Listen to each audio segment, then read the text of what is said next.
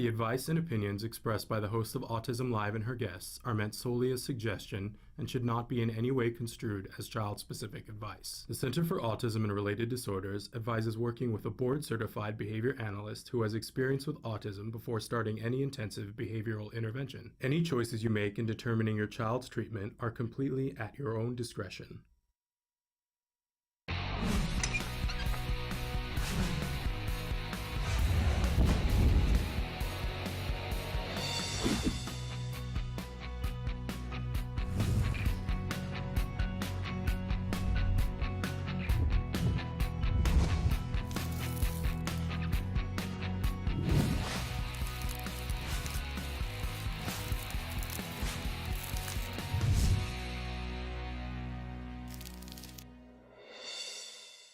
And welcome to Autism Live. I'm Shannon Penrod, and we're coming to you live from the Warner Center in Woodland Hills, California. This is the home for Autism Live. It is also the home for the Center for Autism and Related Disorders. I'm so thrilled and excited to be here with you this morning. You know I love to be here with you, and I love to be here on a Wednesday more than anything, right? Got a lot of big things that are planned. I do have the disappointing news, and I know you're all going, no, because usually we like to tell you that Dr. Doreen Granpeche is live with us here in the studio. Unfortunately, she's not. She's just got other things she's got to do right now, but I think she's back with us next week. So we are going to play an oldie but a goodie, and the answers, they don't change. They're still good answers. So that's going to play in just a minute. And then coming up in the second hour, we have Let's Talk Autism with Shannon and Nancy. That will be 100% live. Nancy and I will be here with you live, answering your questions and covering in the news. And we've got a really exciting guest this morning. Stephen Gaber is going to be with us. He is calling himself the Autistic Traveler. He is on the autism spectrum. He was with us a couple of weeks ago with Autism Works Now. He has been a candidate with them because he has a job, but he's looking for a job more in the field that he wants, right? And so I issued sort of a challenge to Stephen when he was on the show and said, you know, what do you want to do? He said, I want to do segments on travel from my point of view. And I said, well, go shoot something and bring it back to us and we'll have you back on the show. And he got it done, y'all. He was Johnny on it. So he's going to be here with us. We're going to show the video that he shot, and we're going to talk to him a little bit about how he can improve his game. But I think he's pretty spectacular. So that's going to be in the second hour. And plus, like I said, we'll be answering your questions. I want you to know that even though part of this show is pre-recorded, we still want to hear from you. We still want to know your thoughts, your feelings, your questions, your concerns. Samantha's going to show you some of the different ways that you can get in touch with us here, because we love it when you guys write to us, and there's so many different ways to do that. I want to point out to you while you're looking at these that our homepage is autism-live.com. We've got a new website that's coming to you. I'm hoping that it might be here by World Autism Awareness Day, but you know, fingers crossed. And I have an announcement about World Autism Awareness Day in just a second. But anyway, you can get a hold of us through all these different ways that Samantha's showing you. Plus, if you go to the homepage, I want to point out that there's a lot of different stuff that you can do there. You can watch the show, the live show, or a recently recorded live show, or the 100 most recently recorded live shows, all from that page. And to the side of it is something we call the live feature. And if you put your cursor in the box that says your question, you type and you hit enter, and it shows up on our screens. It's important if you're watching a recorded show to reference, because I don't know where in the recorded show you're watching, so reference exactly what it is you're seeing and having a question instead of just a pronoun. Sometimes you guys are right. What does she mean when she's, you know, but what you say she's talking about is vague enough that I don't know which she you're talking about. So even if you don't know the person's name, say the doctor that's in the blue jacket, the woman that's in the blue jacket, then I can hunt back through and figure out, I can piece it together like a detective. But it's free, it's completely anonymous. Even we don't know who you are or where you are in the world. So I do encourage you to let us know what the closest major city is, so that when we talk about resources, we're not talking about something that isn't available where you are. And we continue to work every day to figure out a way to level the playing field so that it isn't that way. That what we can tell somebody is available in Philadelphia is available in Delphi, right?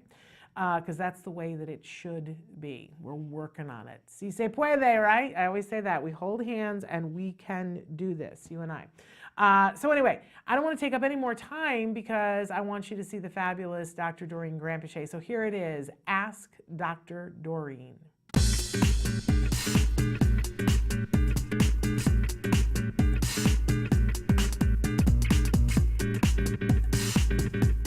Back here with Dr. Doreen Granpeesheh. As I was saying before, she's a true expert in the field of autism and a visionary, and has been instrumental in making a difference in so many people's lives, mine included. We're thrilled to have her here with us for this hour. We do like to give a disclaimer at the top of the hour that there is no expert that can give individual specific advice in this format. It's just unreasonable, and it would be disrespectful to the individuals that are seeking help to present it in any other way. That's so right. Ask whatever questions that you'd like to ask, and Dr. Granpeesheh is going to give you some general information about that area that I think you'll find very informative, that will help you to go back to the experts who have eyes on that individual and can help you to make decisions from there. Right. But invaluable, as many of you have written in. Okay, I want to start with, I actually want to start, just say really briefly, about a conversation we were having just before we came live. Yes. That on Friday, Samantha and I both went to see Autism Rocks. And this is an event now that is a yearly event that was started by a 17-year-old on the autism spectrum, because he was living in Thailand and he was seeing that he and his friends were experiencing some bullying and some separation in their high school. So he did a concert, I think he was 16 at that time. They did a concert in Thailand that changed the way everybody in the school looked at autism. Mm-hmm. They kind of separated it from the clinical and had people performing that were on the spectrum and some who weren't on the spectrum, and everybody got excited about it, and it became like accepted and kind of cool. And then he came over here to the United States to go to high school for a year here. And he was having some of the same issues in his high school and said, hey, I know what to do. Yeah. I'm going to do this concert. But in the interim, he went to a summer opportunity at UCLA and met this concert promoter, Ned Spector, and said, I want to do this and I want to do it in a bigger way. And suddenly it was on the 5-tower stage at Universal in the amphitheater, and it got big. It just all of a sudden got big. So last year was the first time that had happened, and many performers on the autism spectrum. One of them last year was Logan Shepard. We've talked about Logan before on the show. We show the video of him playing the drums. And Logan has been a running theme in my life. Of course, absolutely. Because Logan was the child that I met that I said, whatever these people are doing, I want to do what they're doing. And they said, well, we're doing card. This is what makes the difference. I see, I still, I get chills, and I get, when I think about where we would have been had we not met that family and that little boy. That's awesome. I appreciate that. And that's just like one of those things the universe does, you know? But for me, Logan is this little 2-year-old blonde boy who used to run around the office when in the old building. And he was just so incredibly cute that I would, whenever he would come around my office, I'd like grab him and bring him in and just like hang out with him for a bit, because he's always been like the most adorable human being. And now he's just such a force, and I'm so proud of him. He's amazing. And he's done truly amazing things. But I almost feel like I want to say to our viewers, he's a part of your life too, because he's in so many of the videos that are on Skills. When you click on the video to see what, and you see a blonde-haired little boy, that's Logan. So he's almost like the Gila of autism here at CARD, that he's connected to everybody in some way. And then, so that he performed last year, and it was amazing with his band Magnified. And then this year, he really was the headliner, and his band wasn't available to play, so they put together a band around him called Logan's Heroes. And the guitarist from Kiss came to play a couple of numbers with him. And it was so emotional. He was amazing. And when it was all over, the audience was chanting, Logan, Logan, Amazing. because he was. And I was just saying to Dr. Grampiche that while we were live at the time, and I don't know if any of you guys saw it, because then subsequently Facebook took our video down because of copyright things, and you know, it is what it is. But if you were watching live, you saw it was off the chain. Is that what the kids say? Off the hook, off the chain. It was off the whatever, off the planet. But one mom wrote in and said, you know, because we all get a little like, you know, and she said, and exactly how is this helping children with autism? Yeah, she didn't realize Logan's history. I love Yeah, that. which I thought was the ultimate Compliment. Yeah. Yeah, It was like, what exactly does this rock concert have to do with autism? Well, let me just tell you a little bit about what this has to do with. And she had not seen previously all the other performers that were on the spectrum, and I don't want to leave them out. It was a cavalcade of wonderfulness, and some other performers that weren't on the spectrum that came to donate their time, and stars who donated their time for videos and stuff. But Logan was the star. Sorry, not sorry. And it was amazing. That's so we just amazing. want to give a shout out Congratulations. to them. And there are videos that exist, not ours, of Logan playing. I'm working on that. But anyway. All right. I want to start with a question since we've gone there. Okay. Hello, Shannon and Dr. Doreen. My 11-year-old son has ASD, ODD, and anxiety. He doesn't take any responsibilities for his actions and overreacts to everything. For example, an accidental bump is a punch. He negotiates with me and my husband on pretty much everything or just refuses. We're getting worn down. School is too. He avoids all work with tantrums, defiant outbursts, or just walking around the room doing nothing. He has been tested and is cognitively average to above average. What can we do to develop his emotional and social awareness and get him to follow simple instructions like brush your teeth or put down the iPad, it's dinner time? He also has a very limited diet, mostly carbs, crackers, bagels, pizza. I really appreciate you answering my questions. So I wish that this child was somewhere close to us, because these are, you know, in some ways you're blessed and in some ways not. The blessing is that he's very high functioning, very intelligent, and this is all just behavioral challenges that are manipulations, and they're relatively easy to handle if you do things the right way. The curse is that the same thing is that he's intelligent and he is manipulating everyone. But I mean, that's a really good thing in some ways. So it's a little complicated because you have so many different things going on. The issue of carbs is one thing that you need to deal with separately. I would suggest that, you know, there's several different issues, and I'll just try to help you sort them out so you can deal with them separately, because there's a lot of different things here. So he negotiates with me. Negotiation is definitely a two-sided thing. In other words, if you did not respond, I don't know what he's negotiating, because no one's responding to him. So what I think is happening here is that he is either negotiating, like in other words, saying, no, I really don't want to do this. Why can't I do something? He's arguing, or this, you know, like not necessarily being compliant. And if you engage in that or whatever, it escalates, I assume, to, I'm not sure what the definition is of, oh, he overreacts. So I'm assuming that he will negotiate and then he will eventually tantrum and have an outburst. And it sounds like most of this is demand-based. In other words, what he's trying to do is escape from a request or demand. That's what it sounds like. I can't tell for sure from what you've written in, but it's pretty basic. If that is the case, this is, you know, it is to some extent social awareness, but I'm not sure that it is entirely social awareness. In fact, I think he's much more aware than anybody gives him credit. Social awareness is one thing. Being aware of what is expected, he probably knows. The fact is that he just doesn't really care to please those around him. If you think about it, and he's 11, most of our kids are compliant in order to receive reinforcers. the type of reinforcer they receive differs. Some kids do it because they're absolutely afraid of their parents and they don't want the parent to be angry. Other kids do it because they want the parent to be proud.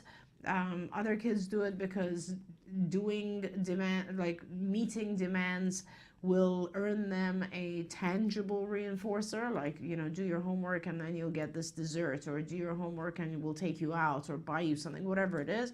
But it's always, everything we do is to gain reinforcement or to avoid punishment, and it's always that. So in this case, it's very simple to think to ourselves, what is he gaining from this and what is he avoiding? And what he's avoiding is, obviously, he's avoiding work of any type, and that in itself is reinforcing. And then he's also gaining, probably not just that he's avoiding this stuff, but he's possibly also gaining some interaction with you guys or whatever it is he engages in instead of doing his work. So the real answer, I guess, in a nutshell, and I'm not telling you to do it this way because you have to do it right behaviorally, but the summary is he's trying to avoid something, and we have to make sure he doesn't get to avoid that thing, because the way that he is avoiding it is not adaptive for him. The fact that he argues, negotiates, or has a tantrum is not okay. So what has to happen is we have to reduce the demands, be very selective on particular demands that are made, and when those particular demands are made, it must be followed through and it must be reinforced. So in other words, we're ignoring everything else that's going on, and let's say a very simple demand is just brush your teeth. Okay, brush your teeth is the very minimal demand. And what you do is you select only that. The rest of the time, you're not interfering at all with anything else he's doing. It is just brush your teeth. And brush your teeth is where he will earn whatever it is that is a major reinforcer. It sounds like the iPad is a major reinforcer because he seems to have it.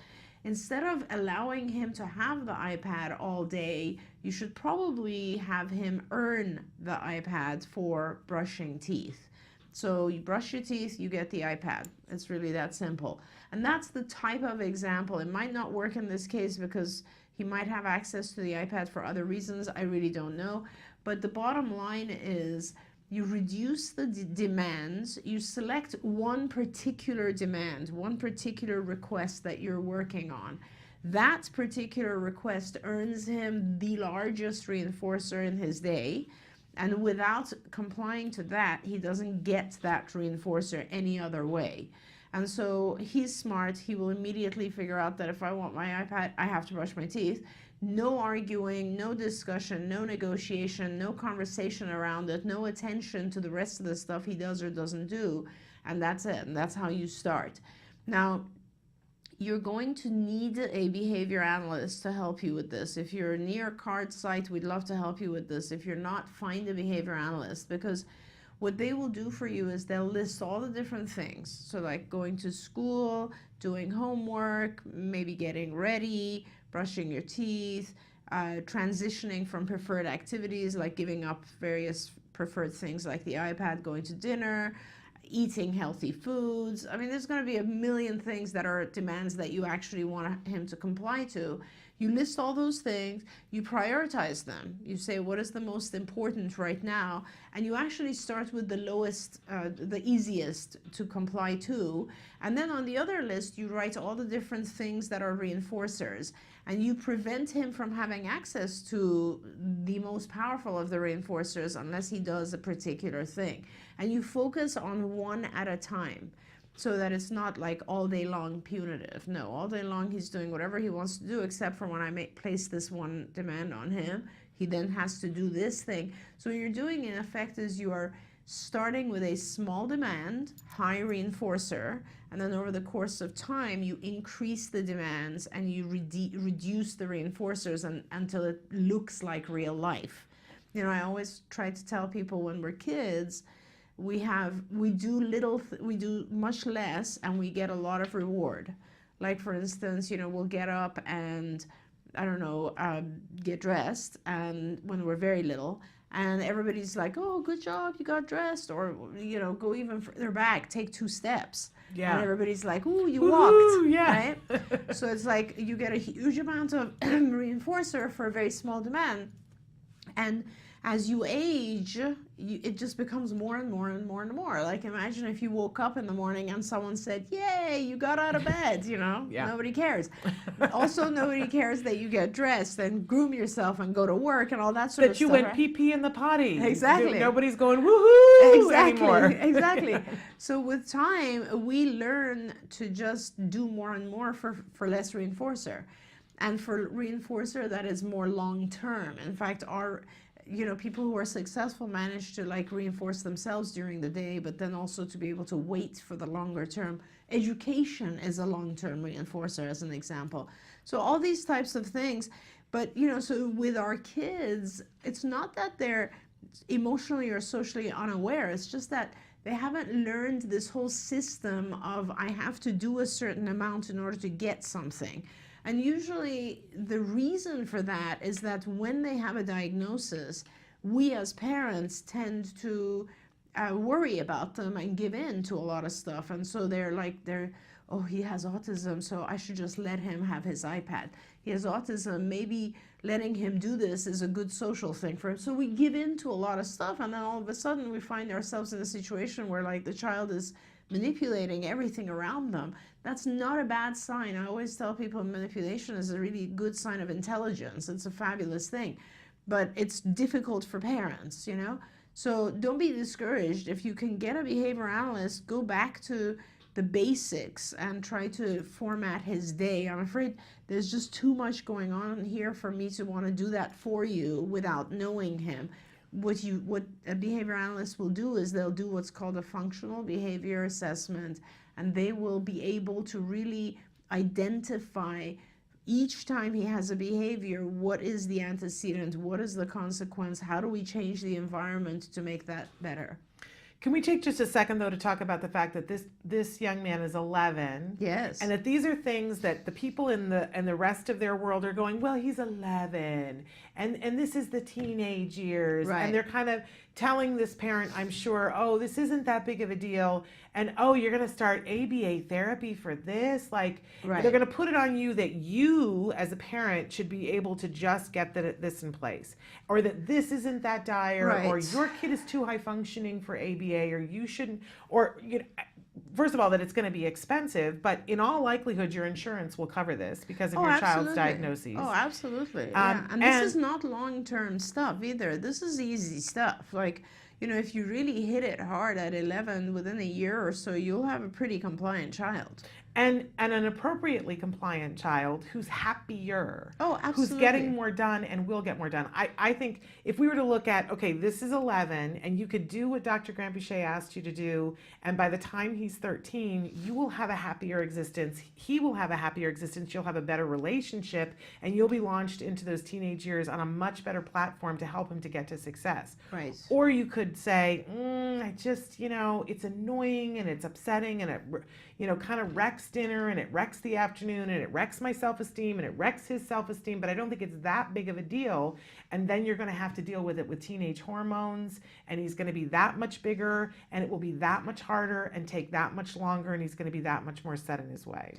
Oh, and it's going to be beyond management when he's an adult. Let me just put that in there as well. Like, the sooner you deal with it, the better. And I want to say, like, the beginning of this email says that your child has ASD, ODD, which is oppositional defiant disorder, and anxiety.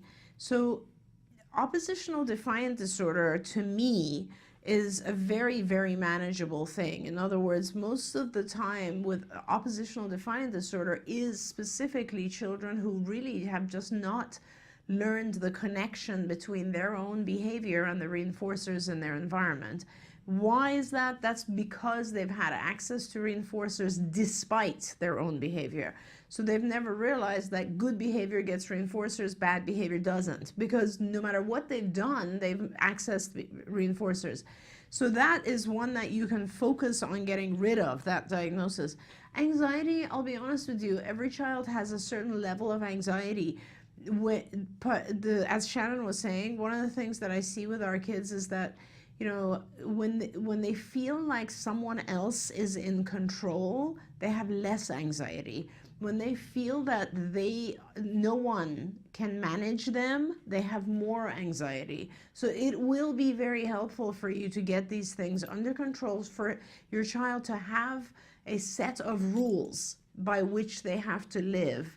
That helps contain our anxiety, to be honest with you. Rules help anxiety. So that's just Because then you something know what think to about. expect. Absolutely. And you know what's okay and what's not okay. You don't And have to guess. Yeah. absolutely. No, absolutely. So the I think what we're trying to get to is, as overwhelming as it may seem to do the intervention, it actually, and when you think about what a year is and setting your child up for success for a year and having a better existence for you, it's really worthwhile to do this full on, see if you can get some ABA services going. Definitely. And probably your insurance will cover it.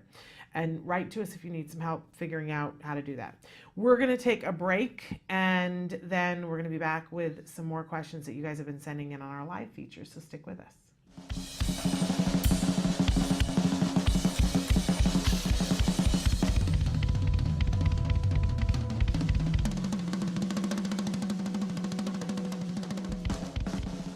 This is Logan Shepherd. At first glance, he looks like a typical American teenager. He plays in a band, loves hanging out with his friends, he doesn't like doing homework, and he's not really fond of broccoli. But Logan Shepherd is not your typical 14-year-old. Logan was diagnosed with autism at the age of 2.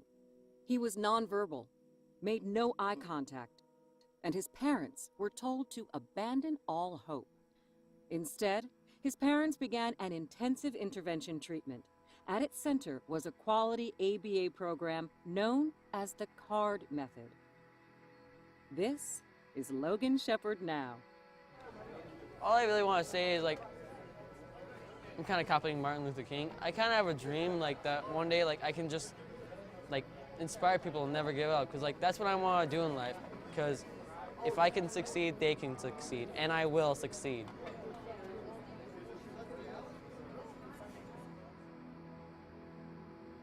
To follow Logan's musical journey, visit www.facebook.com/officialdrummerrock or @drummerrock on Instagram. For more information on the CARD method, visit www.centerforautism.com or call 800-345-CARD. Rock on, Logan.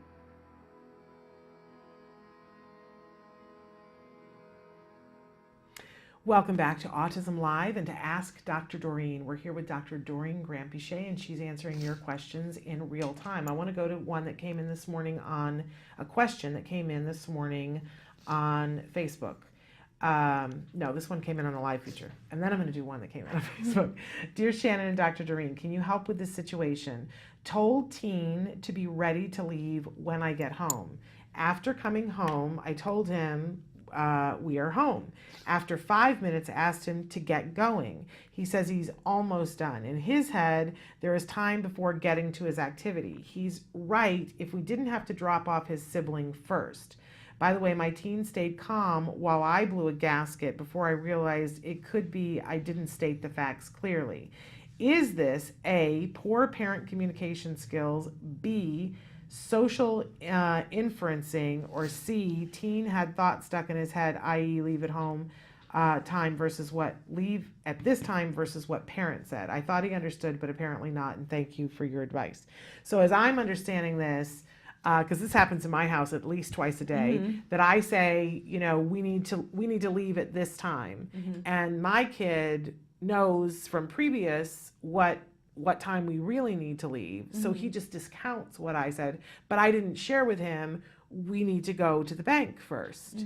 But I said to him, we need to go at this time. So she told him we need to go. She didn't tell him we have to drop your sibling off. He was reacting saying, but I know how much time I have. So he wasn't moving any closer to the door. So is that...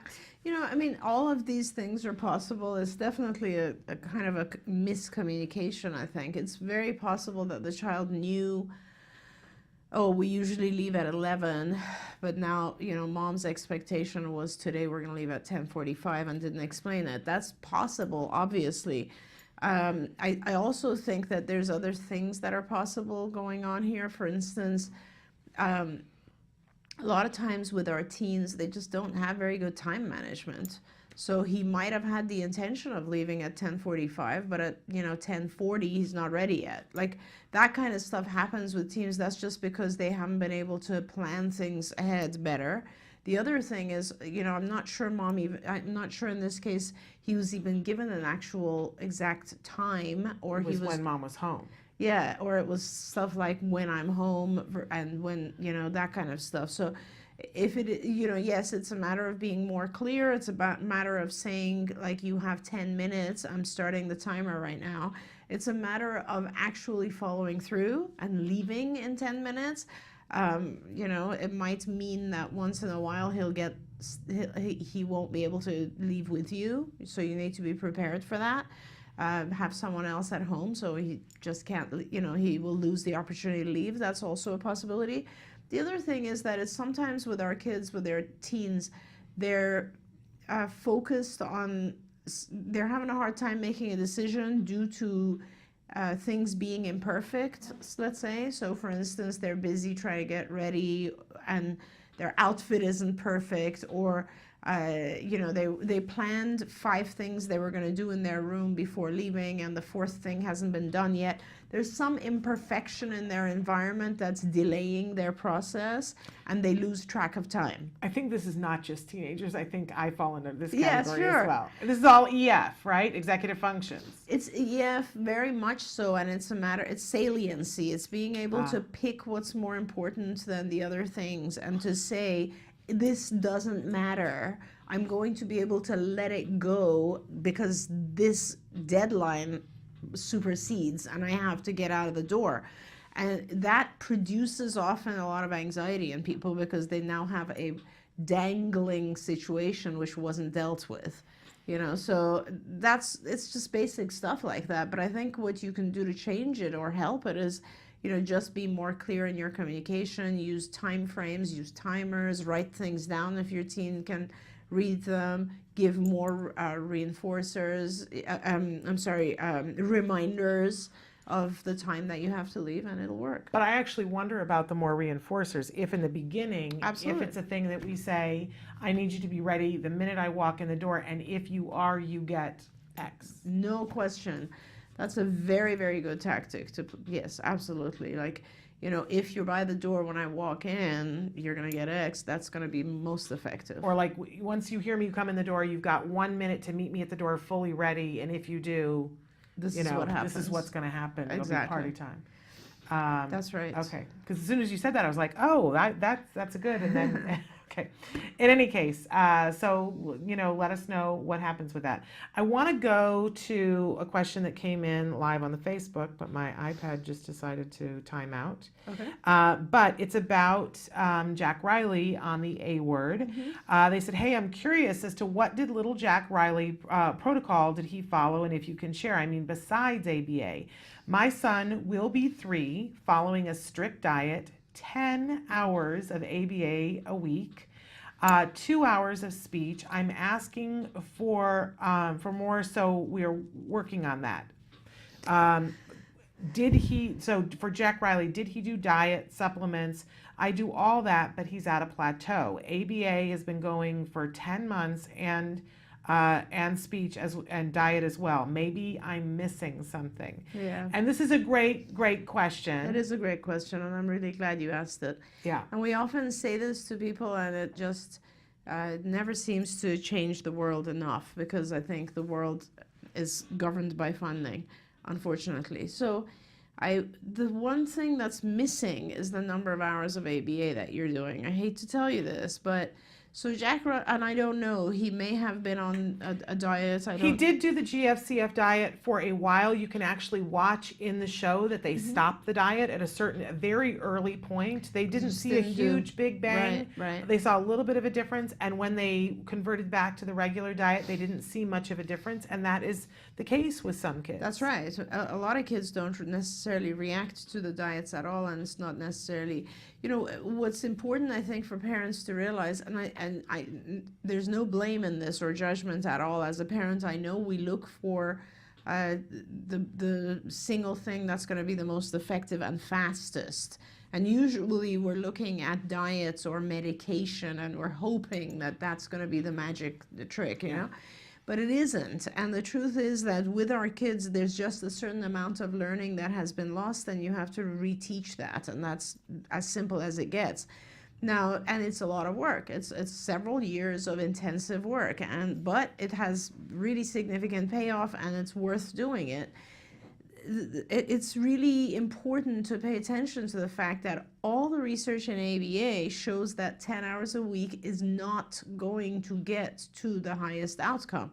All the studies in ABA show that the kids who did 10 hours a week didn't succeed. That doesn't mean they didn't learn. They learn, they just don't learn rapidly enough or enough to catch up to their normal age. The kids who did 40 hours a week are the ones that had the most positive outcome, which is why this is an intensive program. You must change to an intensive program if you expect to have the highest outcome.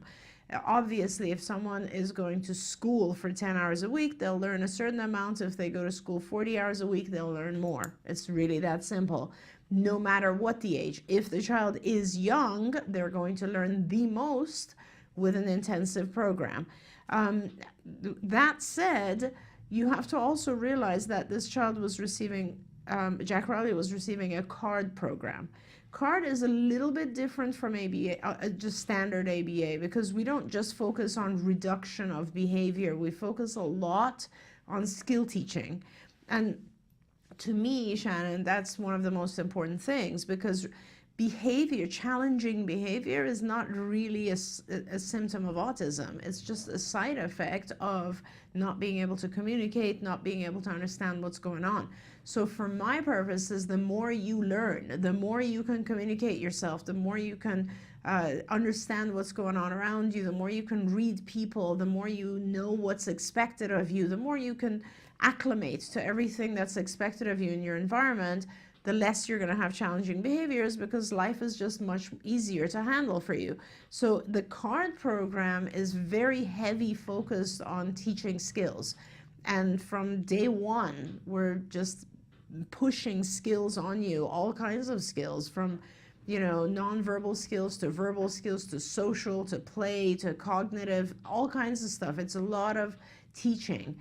And all that teaching goes together with like increasing your skills and then at the same time reducing your challenging behaviors.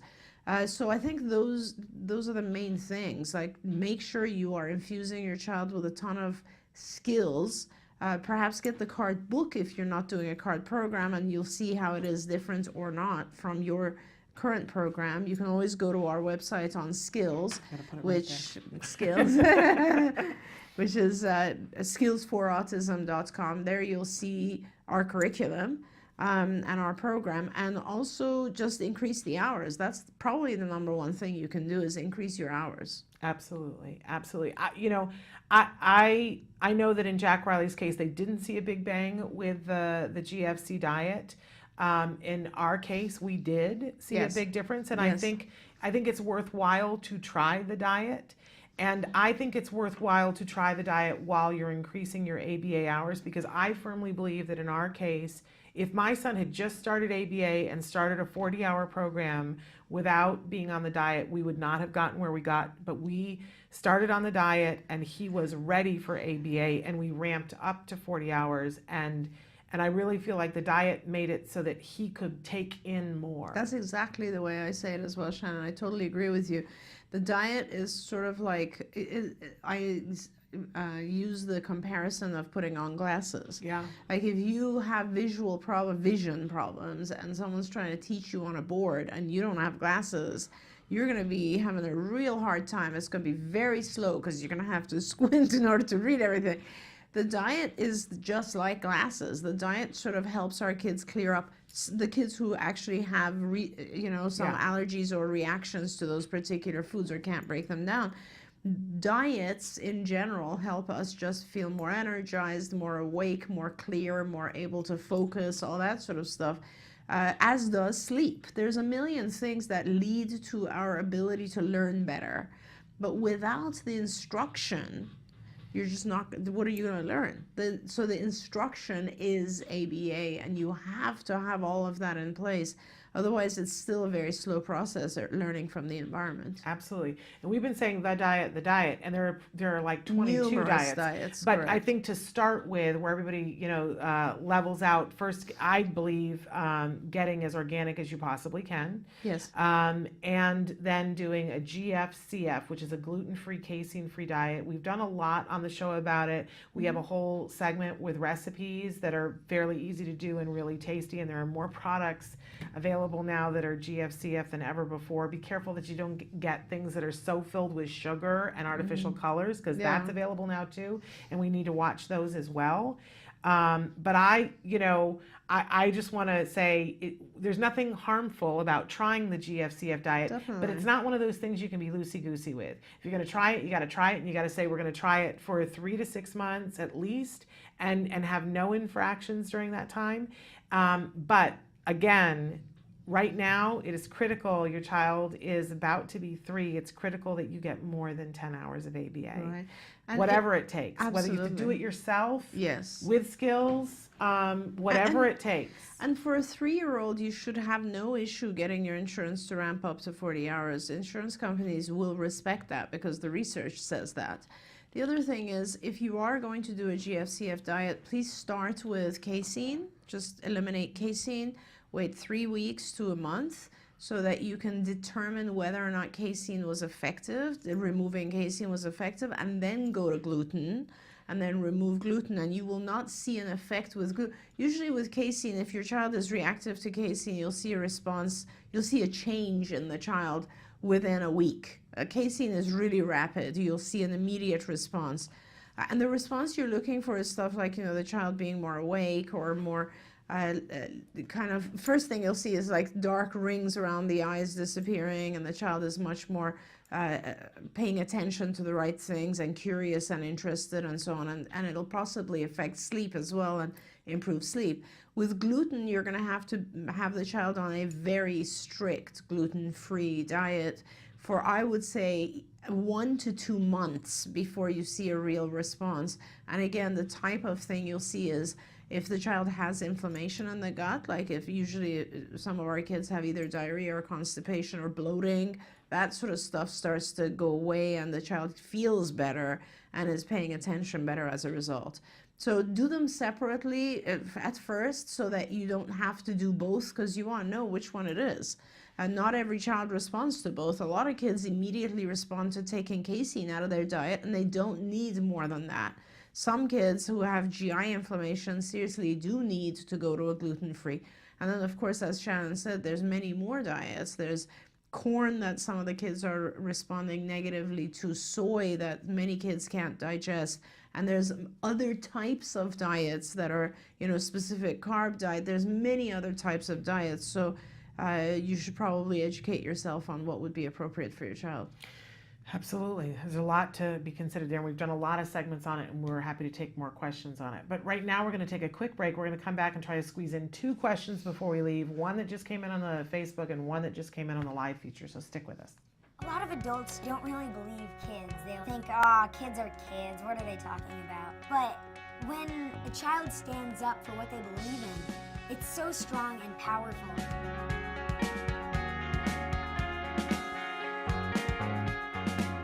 I first got involved with autism advocacy 4 years ago when my friend was diagnosed.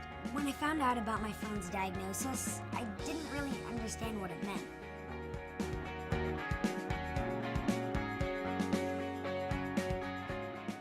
But it didn't matter to or change our friendship. I didn't look at her any differently. We still had so much fun together. Now I know that she experiences life a little differently than me, and that's okay. Knowing what she goes through has helped me to understand and be more caring towards other people in similar situations. I got involved with ACT Today because I wanted to do whatever I could to help. They provide options like behavioral therapy, medical care, social skills programs, assistance to military families, and much more. Being there for my friend was my #1 priority. I've been volunteering and spreading the word about the cause via my social media platform because raising awareness is a crucial first step. There needs to be more kids and teens involved to make sure that our voices are heard just as loudly as the adults. You may be small like me, but your acts of kindness are not. Welcome back to Autism Live and to Ask Dr. Doreen. We're here with Dr. Doreen Grampiche, and she's answering your questions in real time.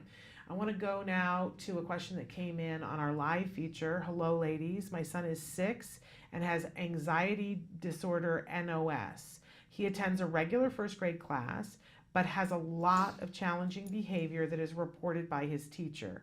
Inappropriate touching of other students, loud verbal outbursts, negotiation and refusal to get out of work, and he is very controlling. His way or he throws a fit. He has been physically aggressive at recess, so he is not allowed to play with his classmates at recess and has to earn recess with everyone by playing safely for 2 days in a separate area. He can pick one friend, but they usually say no. Is there a better plan? He now has a 1-to-1 aide during recess, so maybe she can help him learn how to play with other kids. Ugh, Yeah, I know. It's that breaks heartbreaking. my heart. How old is he? 6. And does he have an ASD diagnosis? Because it said anxiety NOS, which doesn't exist. So, I'm wondering what diagnosis we're talking about here. So maybe anxiety and autism, I would imagine. I would think so. If you are live, please respond and let us know what his diagnosis is actually. But this is very similar to the first question we addressed. And we're just talking about a child here who doesn't really know how his own behavior corresponds to the things in the environment. I don't like the environment he's in. I don't like the fact that he selects another child to play with, but then the other child usually says no. Obviously, the other children are going to say no because he's been inappropriately touching them, he's been hurting them, he's not considered someone that a child would want to play with at this point.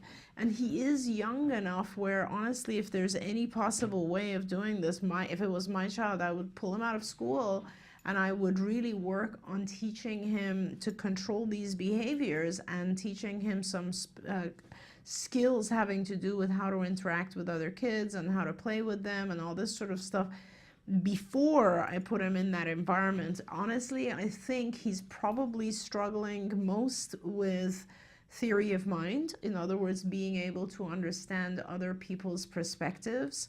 And I'm guessing that he has a very, very hard time. I'm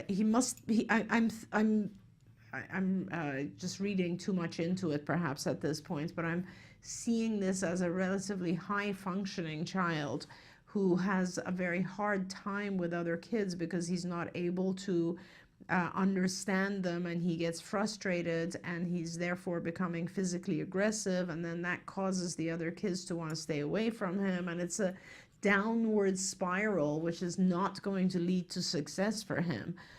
So if anything, if you can't pull him out and do homeschooling, then I would, the summer's coming up. This is a perfect opportunity to be working on these things during the summer. Please, take him out of school, see if you can get an ABA program in place where the focus of the program is just teaching him play skills and theory of mind, all the perspective taking stuff. And if you don't know about some of this stuff, please go on Skills. We have a whole curriculum area that's dedicated to perspective taking. It's called our cognition curriculum, and it's a really good place to start because you'll learn a lot about all the things a child has to think about in regards to how other people perceive him and what other people expect and so on. I would start with that. Anxiety usually goes away when we're able to understand how other people perceive us, what is expected of us, what behavior is approved, not approved, allowed, and so on and so forth. But right now, it sounds like he's in an environment where success for him is going to be hard to achieve. So, but let's also say that if you take some time, whether it's that you finish out the school year or take him out now, as Dr. Yes. Grampiche said, and get in that intensive. And by the way, that we're seeing more and more parents, because they have insurance funding, that are able to do that, that are Yes. able to say medical necessity. It's not you taking the child out forever. Like, it really could be a absolutely. short period of time. It could be that you know, during this summer, you can get him to the point where when he goes into second grade, he's set up for success. But imagine if, you know, what you were being told to do is, you know, you're playing baseball and you're up at bat and you need to hit a home run. And you can't do it, right? Because you're nervous and there's people watching and the pitcher's throwing the ball and the ball goes by and the moment is over and you didn't do it. And that's the only time you ever get to practice. You don't That's ever have right. any batting That's practice right. where you go to the side and go, this is how we do it. And then let's practice it without the crowd. Chances are that you would never get better at batting practice. And that's exactly, Shannon, what the problem is. Often we try very hard to get our kids to improve while they're up for bat, you know? Right. And we want to get them up to bat eventually. Yeah. We're not saying never up to bat, but Right. but take them to the side, work on those skills, then do one practice, and so you can do a play date. That's right. And have them, so it's not the school situation, but it's a play date where you've got a little control and the child can't say no. Absolutely. Right? Absolutely. So you set them up for success and then eventually get him back into second grade in a better, because if you don't, unfortunately, what's going to happen is he's going to remember this and be like, nobody wants to play with me. That's right. And then when you get to second grade, as the kids get bigger, they're going to say, the typical, because he's in a neurotypical classroom right now, they're going to say that setting isn't, that, you know, that's not the least restrictive environment that's going to work for him, and they're going to move him someplace else, and it's all going to start to fall apart. Absolutely. And I mean, all of that aside, it's just, you don't want your child unhappy all day long. Exactly. You know, and like the biggest thing I think for me is that bothers me about this whole thing is that he's failing nonstop. And you never, ever want to let the child fail. That was one of the biggest things people, years ago, everybody used to ask me, like, why do you hold the child back from school? Because parents are also, we're always thinking, oh, I got to get him into school. I got to get him in. I couldn't care less about academics before my child can socially communicate, have language, be happy, be able to interact with other kids. And that to me is extremely important. I don't want the kids going to school being failing. They have to be successful. Right. So that's why I think you should be the one to pull him out of this placement. Either work on it intensively. If there's any way that you could do 40 hours a week for the 3 months of summer, you'll have a different child by the end of the summer. Or if you can't do that, then find a placement for him that is easier, that is a lower ratio of kids, that perhaps you're looking at like what we used to call them aphasia classrooms. So these are typical kids who have language disability, or kids who are bilingual and therefore haven't picked up English or something like that. That type of environment is going to be easier on your child than an environment with typical kids. And Shannon is absolutely right. This is first grade. By third or fourth grade, you're going to have kids who are going to be mean about it. So you want to get things sorted out before that time. And if you need to keep him in school, you absolutely can't pull him out, and there is no other placement. The one other thing is, I would say, is to ask for, call an IEP meeting and ask for assessment for a recreational aid. That they are trained specifically. I didn't even know these things existed until I found out that they existed. And these are amazing people that come in and look just from sports and leisure and how they socially interact in those things. They can do an assessment, they can add goals to your IEP. So this aid that you have that's one-on-one, it might just be a regular aid, and what you need is a recreational support expert. So last thing, we've got 3 minutes and I want to get to this last question. Sure. Hi, my 10-year-old constantly stims with verbal scripting. The only time he doesn't stim is when he's in a moving vehicle. What can I do to minimize the stimming, especially at school? Thanks for taking the time answering my question. You've got 2 minutes. I know it's impossible. Sure, no, that's okay. That's kind of an interesting question. Verbal stimming, I assume the child is repeatedly saying something. So kind of, rote repetitive statement, maybe something they've heard on TV or whatever. Just trying to figure out the topography of the behavior, actually. Yeah. And that's actually kind of interesting to hear that he does that except for when he's a moving vehicle. I wonder if when he's in a moving vehicle, it's because there's enough visual stimulation that he doesn't need to produce the auditory stimulation himself. So something about this that's interesting for me is that he's producing some sort of stimulation for himself. What I would test first, and this is the types of situations where I wish I had more time to get into this with you, but what I would test, and please write back to us once you've tested this, is when he verbal stims, if you put on his head noise-canceling headphones, will he continue to stim or will he stop? Because a lot of times our kids will verbally repeat something because they want to hear it, because the auditory input is the self-stimulation they're seeking.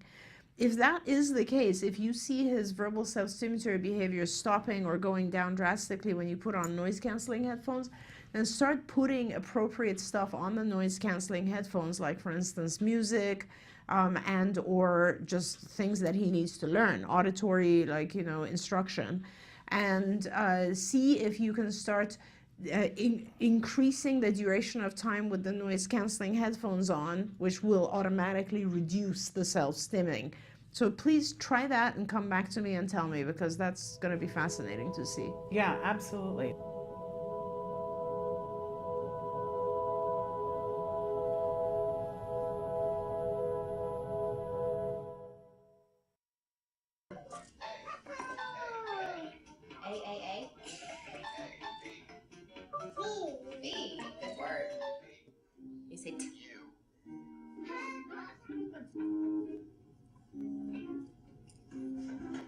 There's Miss Jessica.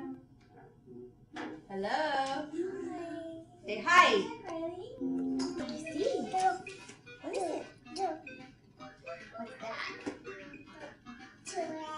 Giraffe. He's getting really good at that. What's that guy? Who's this guy?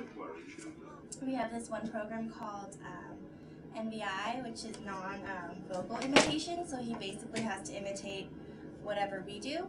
So we were working on object manipulation, and then Tuesday I tried doing more gross motor things like clapping hands or standing or jumping, and he was able to imitate all of those. Ready? Do this! Yay! Very good! Okay, here you go. Who's hiding now? Me? Do this! Good job! Okay, here you go. Okay, let's do another one. Okay, ready? Do this. Yay! All right. Here you go, Rockstar. Oh, that's so cool. All right, you ready? Do this. Good job. Very good. So that was actually a fine motor action with a touch nose. Oh, yeah. How did that happen? You want more? You want more of this? More? Okay. Good asking. We'll do a couple more actions, okay? Do this. Good job. Do this. Good job. Do this. Good try. Over here.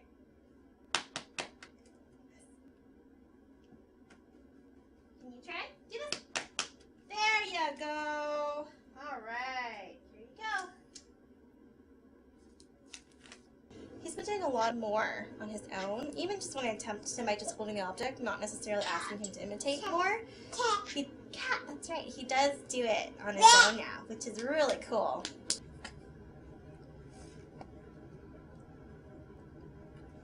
Good asking, buddy.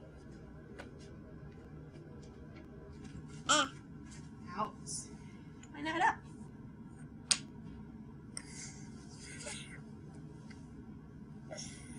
up. Oh, there you go. See? How many up do you want to go? You touch the block? God, what is it? What? Good job. Sorry, I'm just curious. This is cool. Okay. I'm interested too.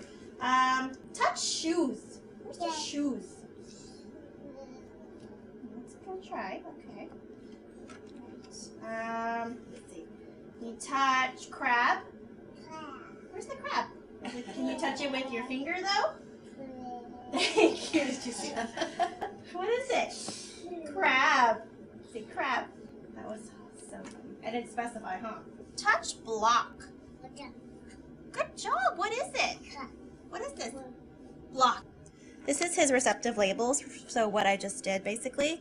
And our supervisor had written down things that's in his environment that he might not know or that he might know the labels to, or if he's just seen it or heard the label for it, not necessarily know how to say it per se.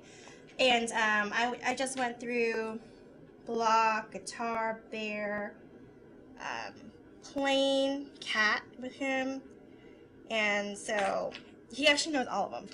So I'm actually going to go through his environment just to see other things like shoes. He actually knew almost everything on here except fork, I think. Yeah. So that's actually really impressive. You amaze me every day, kiddo. We're taking a walk. We just finished dinner, getting ready to go to bed. But part of our after dinner tradition suddenly has been to take a walk. Make sure. Say, come on, Mama. Come on, Mama. Right, Jack? And then we say, stop. Go.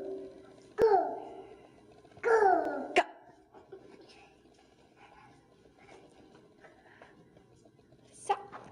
Go. So we're practicing our stops and goes. Stop.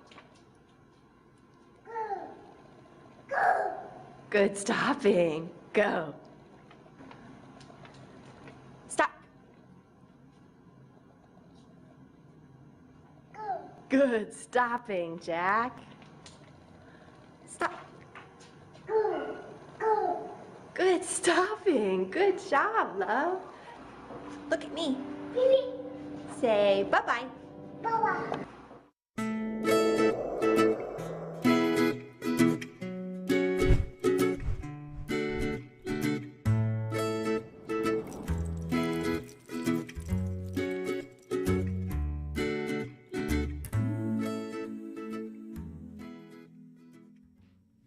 Good morning and welcome to Let's Talk Autism. I'm Nancy Alspaw Jackson. And I'm Shannon Penrod. And Hi, Shannon. I'm thankful. I don't get to see you as much anymore because your offices have moved, and so this is a treat for We're me. not in the same building. It's a And treat for me too. You're looking all Cher today. Am I? Yes, with My your fur jacket? that kind of vest reminds me of My faux fur. that Cher sort of Sonny and Cher kind of thing. Because didn't they have vests that were like I this think back she in did. the 60s? Yeah, that's it. And for those of you who don't know, Nancy was Cher for Halloween this yeah. last year, which was very, When you very were fun. Adele. But you know, people looked at pictures of it and said that we looked more like the ab fab women. Oh, Now, really? I don't know ab fab. I'm not an ab fab person. One of them, Patsy, had blonde hair and a big beehive. Well, but I was Adele and had Right, that's the true. big blonde beehive. So I don't know. I need to look up and see if in fact who we looked more like. Okay. Because they just looked at the picture and they were like, oh, they're the ab fab. Oh, women. okay. So anyway, but we had a good time. We always have a good time. We need At to start Halloween. thinking about what we're going to be for Halloween this year because it takes us about that long, you It guys. In any case, we've got a great show planned for you guys today. We've got some in the news, and we've got a great guest, Stephen Gaber, who's going to be with us, and he's calling himself the Autistic Traveler. And a couple of weeks ago, we had the folks from Autism Works Now with us, the job candidates. These were all individuals who are on the autism spectrum. And we did a separate interview with each one of them. We had done this, by the way, a year and a half before, but Nancy was the one who interviewed them because I had the pneumonia. Remember that? When I was Yes, just I do. leveled. And so it was my first time getting to meet all the candidates and interview them, and it was just it was so wonderful.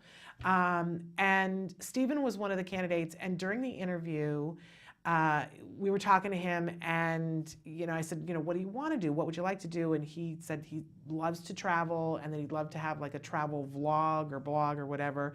And I kind of gave him a challenge, like right in the middle of the live show, and said, Stephen, why don't you go do something, film it, and send it to us, and then we'll have you back on the show. Did he take you up on And it? let me just tell you, there was no moss growing under his feet, right? He was so on it. And he went to the LA Travel Expo. He shot some video. We kind of edited it together a little bit. So you guys are going to see that video in a little while. And we'll have Stephen in, and he'll tell us about, he's been, I'm not a traveler. I'm just not. Right. I've been all over the United States, but I've only been to Canada. I've never even been to Mexico. Really? Never in my life. And we live like a stone's throw away. And I've never been overseas. I'm just boring. Not for lack of curiosity, but just other things that took priority, right? So it's fascinating to me because Stephen has been everywhere. That's fascinating. So Well, I'll be some pretty interested in exciting hearing places. about his Yeah, travels. so that'll be fun. How Plus- brave he is to do all this. Yeah. Oh, I don't even think it's a question of that for him. It's just desire. So I Right. don't think he thinks of it as being brave. But we'll talk with Stephen, and he's just fantastic. So that'll be really fun. And we've got some great in the news and some other things for us to talk about as well. Lots going on. And you guys wrote in a lot of questions during the last hour, so we're going to try to get to some questions. But should we jump in with some news first? Yes, let's do it. Okay. So there's an article in the Washington Post right now that I thought was worthy of everybody's note. We're not going to read the whole thing to you, but the title of it is, I stopped calling autistic people high functioning because of my son, and here's why. And this kind of goes hand in hand with a little bit what we were talking about this morning, that so often everybody likes to label and put Yes. things in nice little boxes. Well, is it good or is it bad?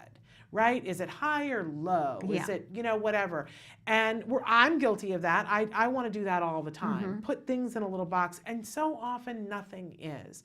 And nothing fits in a box. Nothing is clearly black or white. Everything seems to be kind of gray. And that a lot of times people will want to say, oh, well, there's high functioning, because high functioning is, and then fill in the blank what that supposedly means. And it's very easy to look at somebody and go, well, now look, they're high functioning. So we don't feel the same amount of empathy for them, or maybe sympathy, and that it's a so-called situation that needs to be remedied. Well, and I think that people just sort of dismiss it. Well, they're high functioning. Right. So they'll do so fine. they don't really have problems, and there's nothing going on, and there's nothing so overwhelming, because we know for people who are profoundly affected, those of us in the community know that every single day can be, a struggle. and that things can come out of the blue that are unexpected. I think that the community of autism accepts that. But even outside the community, forget it. They don't understand.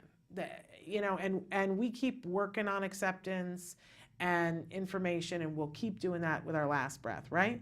But I think it's important for at least the community of autism to acknowledge that even for the high-functioning folks, there are sometimes huge challenges, and for the family, huge challenges. And that's what this article is about. A mom who has one of those high-functioning kids and she describes an incident in which he has a meltdown over something that is so minute and just really upsets his whole apple cart, upsets the family's apple cart. And you really get a sense reading this of what it's like to live with, I don't know what could happen next. Right. Even when 99% of the time things are great and your kid is doing great, the fact that 1% of the time things can go off Into the a hook. meltdown that Go can be into a meltdown. devastating. And that, it's not just that 1% of the time, because you live in fear of it so much more of the other 99% time. So really want to encourage people, read this article, and so that we can all at least acknowledge that everyone on the spectrum has unique challenges, and not quantify them, not like look at high functioning as being good And dismiss or it, bad, because it's neither. It is what it is. And sometimes it's really stinking hard. Yeah, it's a very interesting perspective that this mom has. It made her stop calling people high functioning because of her son, even though he is what's called, quote, high functioning. Yeah, and it's, I mean, I think it's just unfortunately a way now that has been adopted when people say high functioning to kind of dismiss things. I always love what Elaine Hall says. She doesn't use the terms high functioning, and I hope nobody's using low functioning because that doesn't even apply. I think people, I tend to say more profoundly affected. Right? But Elaine doesn't even use those terms. She says, you know, because it depends on the context. And I remember her telling the story about, you know, if you take my son and you put him in a classroom where they're going to debate something vocally that's about politics, you know, you would look at my son and go, okay, this is somebody, you know, who doesn't have skills. But if you want to go on the side of a mountain and throw a bunch of gear on the floor and say to everybody, now pack it up so we can go up the mountain, her kid's going to be the highest functioning person on the side of that mountain. So context has everything to do with everything. And I think that that's a better way of looking at things. I agree. In any case, you know, did you hear that there's a new national autism coordinator? I did. Dr. Ann Wagner from the National Institute of Mental Health. And I'm excited about this. I want you to know that we did reach out to the National Institute of Mental Health, and we asked for an interview. So we're waiting to hear back. And we hope that we will have an opportunity for you and I to sit down with Dr. Ann Wagner and talk about some of the things that are on her agenda. You know, this is a pretty important role. And it'll complement the activities of the Interagency Autism Coordinating Committee. Yeah. And, you know, I'm a little skeptical about that organization. I was so thrilled when that was formed. And we see that they meet once every, you know, year and a half-ish, and they have speakers, and they throw out an agenda, and people speak. And woohoo! I'm just waiting for them to do something, like even, you know, light a fire somewhere and go, have some action. We're just going to light this people. Yeah, like very, you know, I'm all about information. Action. Knowledge is power, but let's see some movement. Right. Yeah. So I'd love to talk to Dr. Ann Wagner. I think she, based on her past, I think she's a mover and a shaker, and I think she could be somebody who could really make some stuff happen. And that's what I'm looking for, is for some stuff to happen. Okay. And then another story about a mom who had a complaint from a neighbor. And this is very similar to one that we had like a year ago, right? But this one is being covered by Self magazine. And we actually have, we don't have a good copy of some of the things that, so basically they move into a neighborhood and they've got a garden, and their kiddo who's on the spectrum goes out into the garden. And their child's particular stem is making humming and making noises. We call it vocal stereotypy, right? My kid is one of those kids. Does Wyatt make noises? Yes, he does. And so he goes out in his own backyard, in his own garden, and he makes noises. And sometimes there's noises that come from the house. Right. And sometimes they're loud. I'm sure it's disturbing.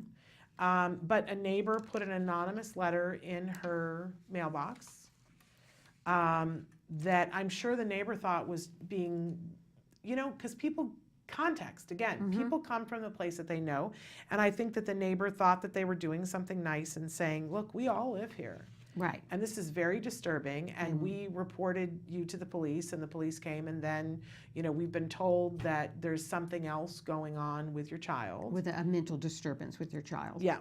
And so she says, I sympathize with your situation, but I kindly request that you consider your neighbors and try to limit the amount of time that is spent in the garden such that we do not have to listen to the disturbing noise daily and sometimes before 6 a.m.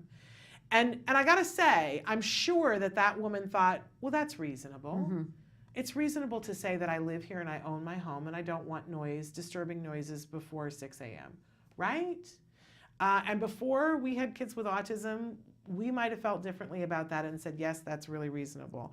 The mom wrote her back a note and basically said, you know, if you think it's hard, to listen to Right. it occasionally. Imagine what it's like to listen to it all By the way, the time. neighbor also threatened to contact a lawyer. Oh yeah, she said if this can't be taken Mm-hmm. care of, that perhaps I'll need to contact legal.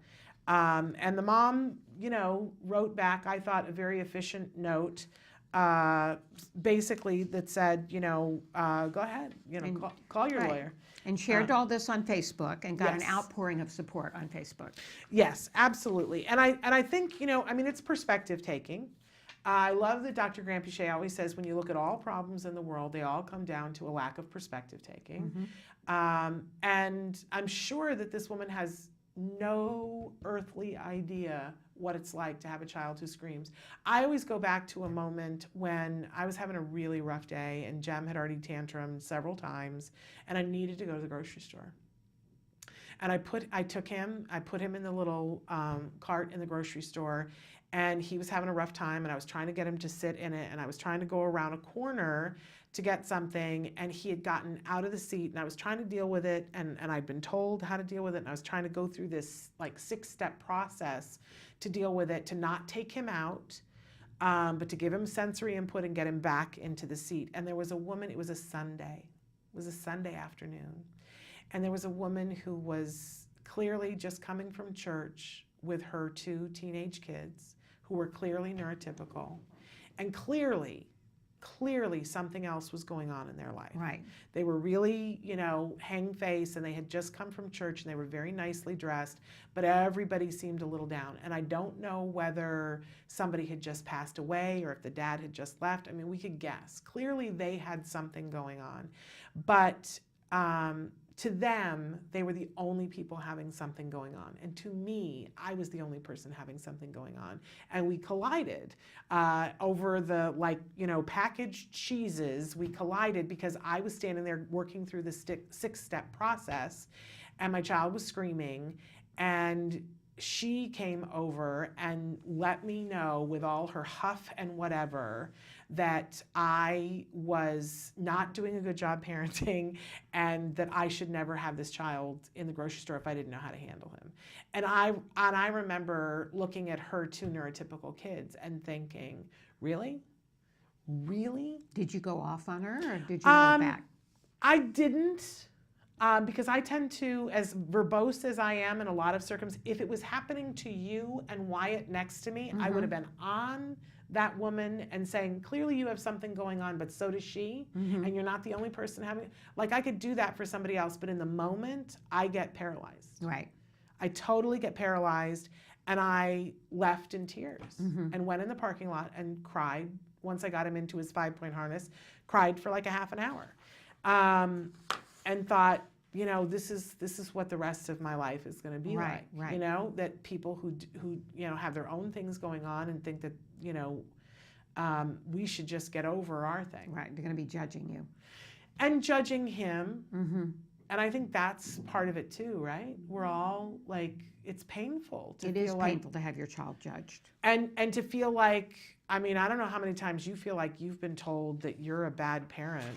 But I feel like I was told that a lot. Yeah, I feel like I've been given that message a lot through either words or gestures or. Yeah, and I know whenever I'm talking to therapists and professionals, I say, look, I'm just going to tell you my experience. My default is that something happens, I immediately go to, this is my fault. Right. I'm a bad parent. I didn't do this. I didn't do that.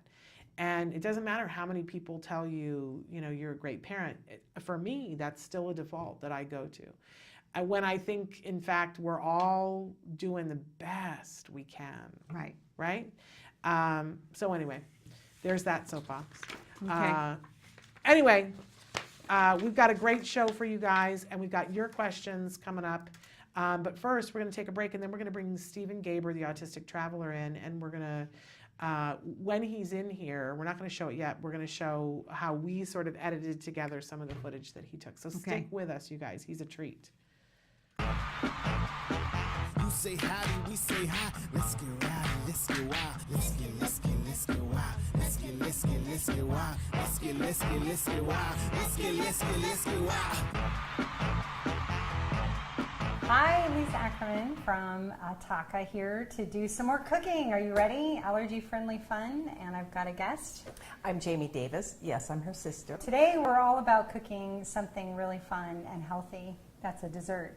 We're going to actually use carrots, real carrots, and we're going to talk about how to make the best tasting carrot cake you could ever hope for. So it's really easy. You don't want to buy the carrots that are the baby carrots. Why?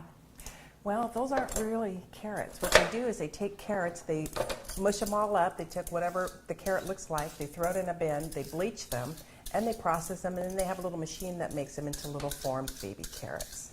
So they're really not born that way. So this is what a carrot really looks like? Yeah. Awesome. Good to know. So I just want to show everybody how to make really simply. We just washed off the carrots. They were really dirty from the farmer's market. And we're going to throw them in to our food processor. So what's good about the food processor is that we can go for a really fine grade. So I'm going to go ahead and add the 3 cups of carrots. Then the next thing I'm going to pull in is our gluten-free, casein-free flours. I'm using a protein-based flour. Bob's Red Mill is great. I also have my flaxseed meal and pure cane sugar that's organic. I cut it down already, so you don't need to cut it again. One of the reasons why we like to use organic sugar is because, once again, most sugars on the market are bleached to make them look perfect. Yeah, we don't like perfect. No. We like ours. That's why we like each other. All right, so we've added our baking soda, baking powder, xanthan gum, nutmeg, and salt. Now, again, why we use the gums is that's the ingredient that actually holds the flour together. Regular flour automatically has that gluten. This is the replacement to the gluten. These are the secret ingredients for the cake itself. 3/4 cup of the crushed pineapple is in there. That gives it a beautiful texture and flavor. And now what I'm using is the oil. What are your favorite oils, Jamie? I like using coconut oil any chance I Yes. get. In fact, coconut oil would be excellent in a carrot cake. Now what I did was I reserved a little bit of the oil and we placed it in the bottom of that pan so it doesn't stick. Yep. But we love the baking stones. Yes. Why do we love the baking stones? Evenly cooks. Yes. And easy cleanup. If you like crispy, you got to get a baking stone. I also feel that they're less toxic. So now I'm going to cook this thing at 350 for about 35 minutes. You really want to get it golden. Let's get it in there. Awesome. So now that we got our cake all done, let's get on with the frosting. Coconut oil, probably the best thing in the world you can eat. It's so good for your brain. It's one of the best oils that we can use. So I'm going to use 1/3 cup of the coconut oil.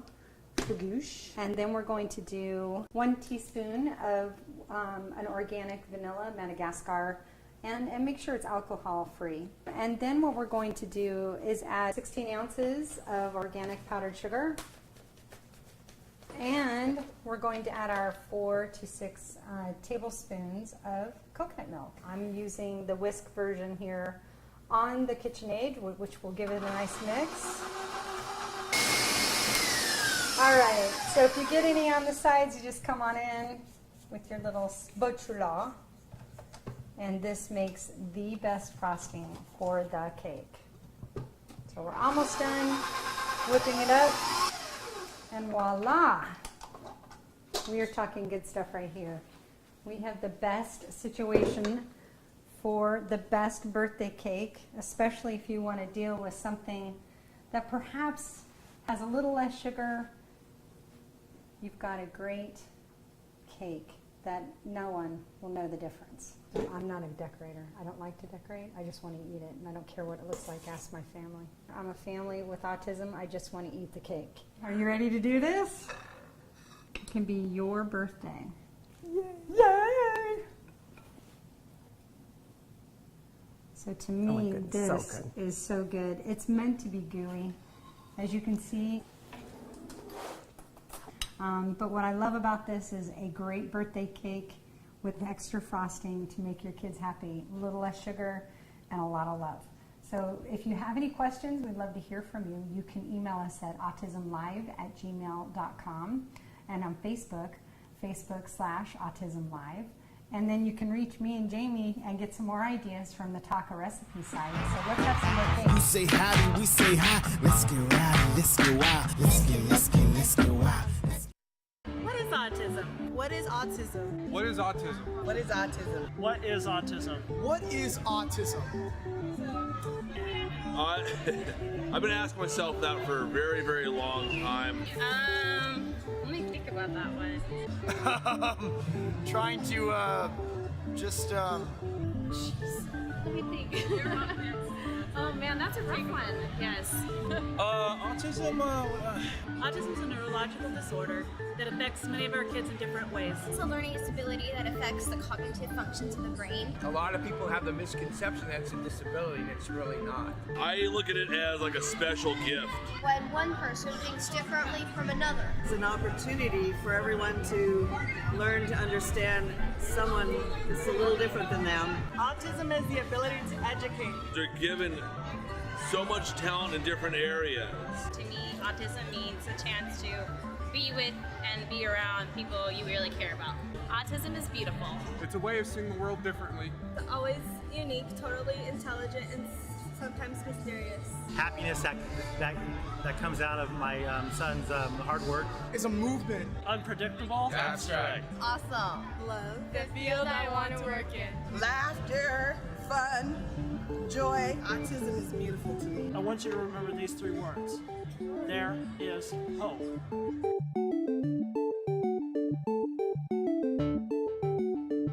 And welcome back to Autism Live with Shannon and Nancy. Autism Live, let's talk autism. Yeah. And we are talking autism with a special guest. We have Stephen Gaber. Is that correct? Is that how you pronounce your name, Stephen? Yes, it is. Okay. And Shannon, you met this young man through Autism Works Now. Yes, I think the first time that we met, we were at a holiday party for Autism Works Now right before the beginning of the year, and I was really impressed with Stephen. Thought that he was fabulous, and said at some point he needed to come on the show. Then we had all of the Autism Works Now candidates on, and there was this moment between us, Stephen, where you were telling me what you wanted to do. And I kind of gave you a challenge. And I said, Stephen, why don't you go film, when you go on a trip, go film something and send us clips from it, and then we'll have you back on the show. And I was saying before that I loved that you took me very seriously and that you very quickly went and you did the LA Travel Expo, right? The LA Travel and Adventure Show was the show I attended. And you sent me clips, and I was saying to you during the break that I was really impressed that you really have a sense of what things need to be shot to make a package. And I'm assuming that part of that is because you have a degree, and tell the folks at home what your degree is in. My degree is in cinema and television arts with an emphasis in screenwriting. There you go. But you have this sense of what, we call things a package. And, when you send people out and say, okay, go shoot this event because we want to put together a package. And it has to have a beginning and a middle and an end. And there's some things that go better in a package than others. Nancy has great experience in this. I'm telling you, Stephen has a real sense. He sent us some clips, and we will tell you, and we've already said to Stephen that there were some issues with the sound, but we're talking with Stephen about how he can up his sound quality, because Stephen went and shot this on his phone. So should we debut the video that we put together? Yes, debut the video. You're not going to be able to hear it because you don't have an IFB, Stephen, but you'll be able to see it, so watch up on the screen. Here is Stephen at this event.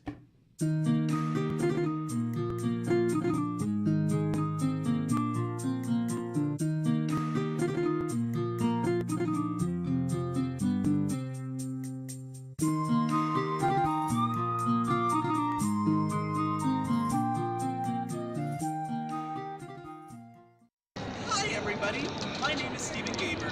I am the Autistic Traveler. I have traveled all around the world, including to such wonderful places such as China, Hong Kong, all around Europe, Thailand, Australia, Japan, Israel, New York City, Hawaii, Disney World, and of course, the famous downtown Los Angeles, my hometown. Let me tell you a little bit about myself. I went to Cal State Northridge and got a degree in cinema and television arts. And my emphasis was in screenwriting. And now, folks, for my first episode, I am going to take you to the Los Angeles Travel and Adventure Show, where I hope to take you on a whole new world, a dazzling place I never knew. But when I'm way up here, it's crystal clear that now I'm in a whole new world. So let's go explore.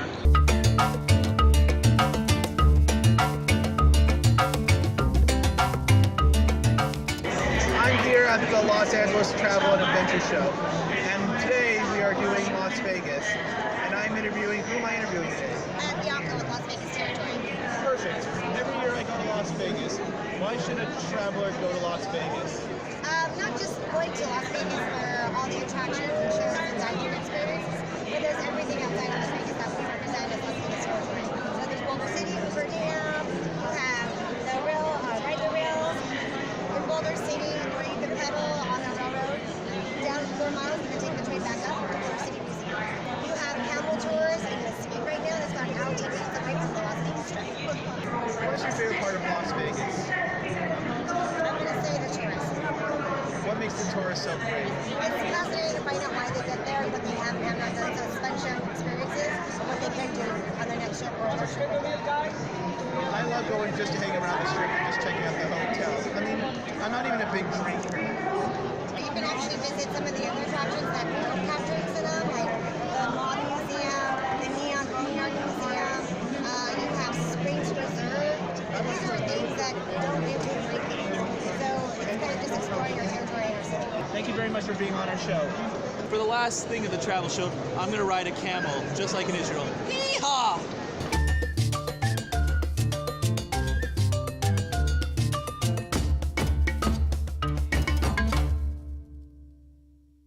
What was it like riding that camel?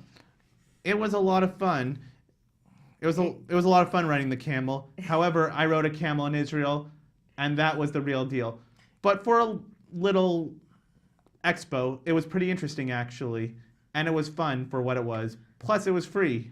Yeah, absolutely.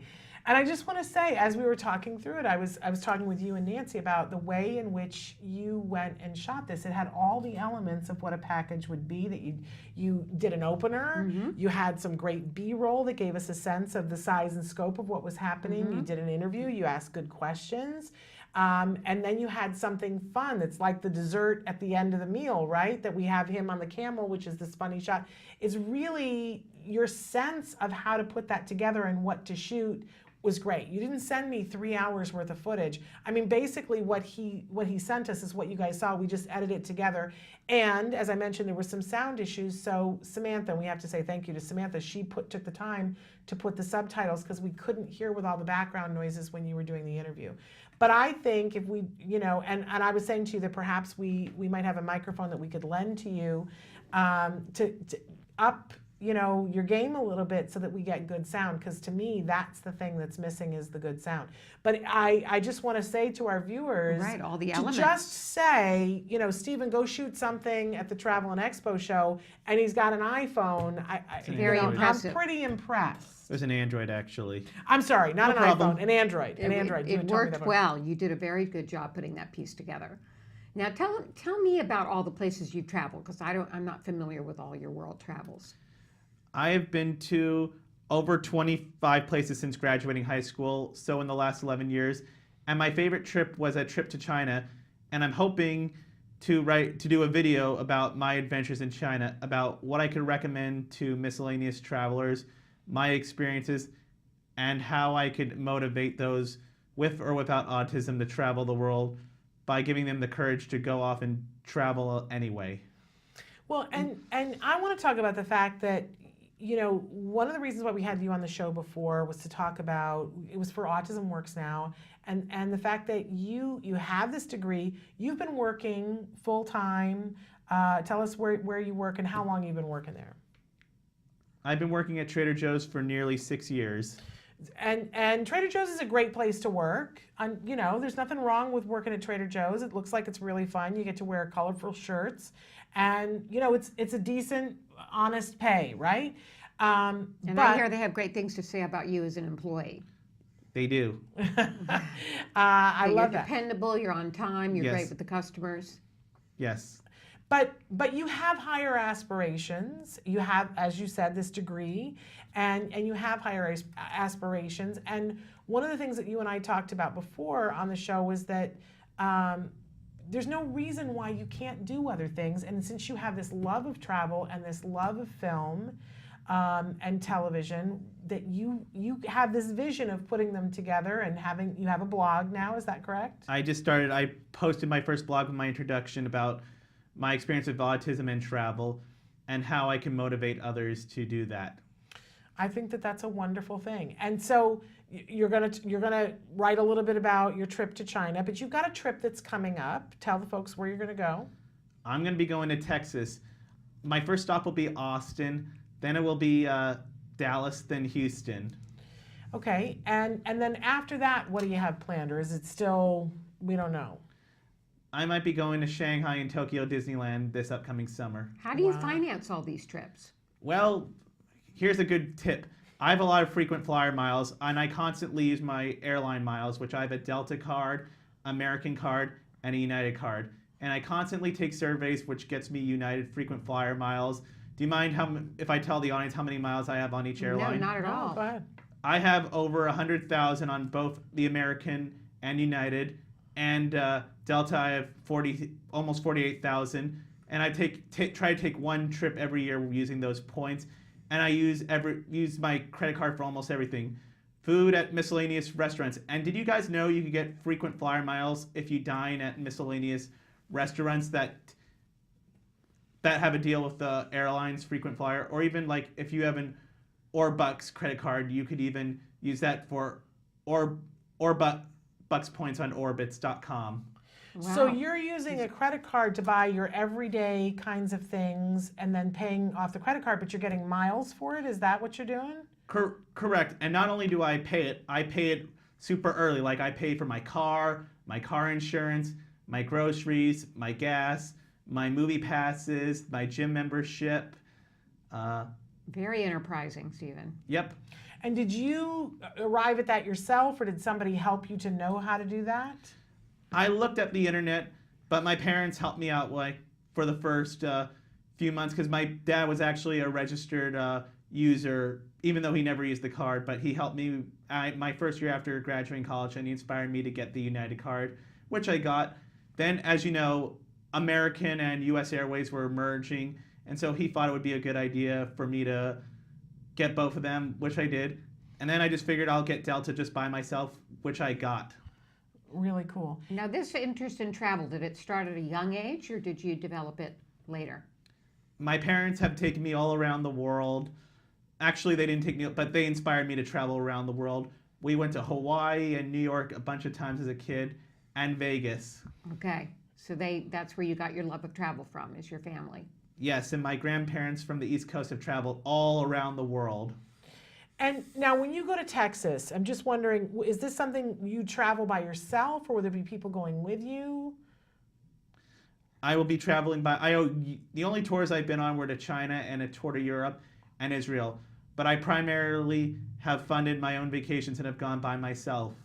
Okay, so you'll go completely by yourself through Texas, and do you set an agenda for yourself of where you're going to go, or do you like to arrive in a city and sort of let it unfold for you?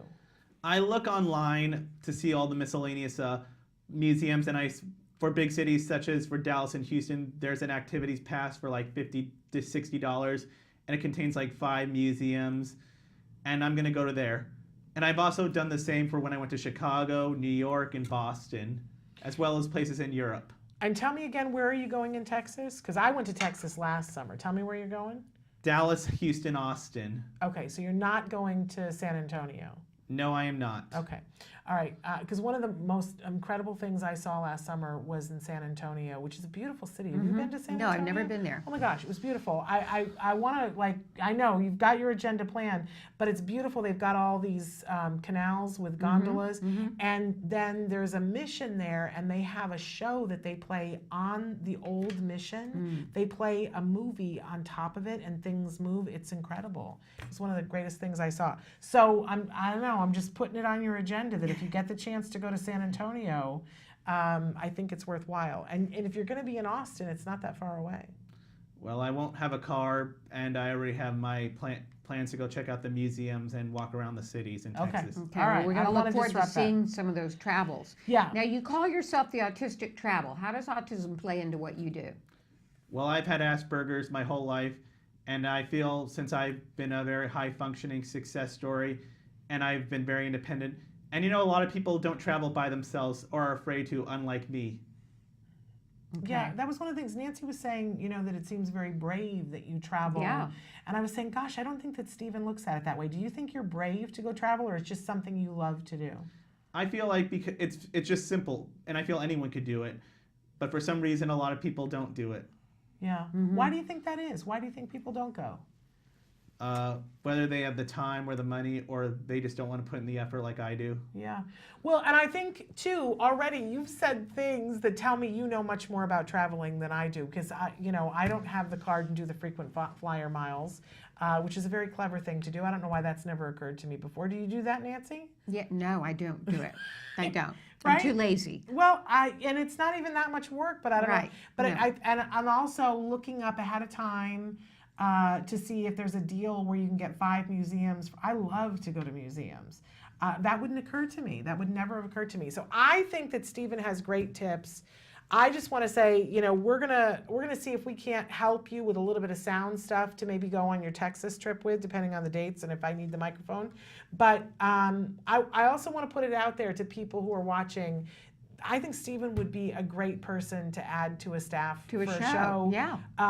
To occasionally drop in and have one of these small pieces. He would deliver some of your great adventures stuff. around the world. And good heavens, if you gave him more than not an iPhone, an Android, if you gave him a camera, I imagine he could do some, and maybe he wouldn't even need it because the phone was just perfect.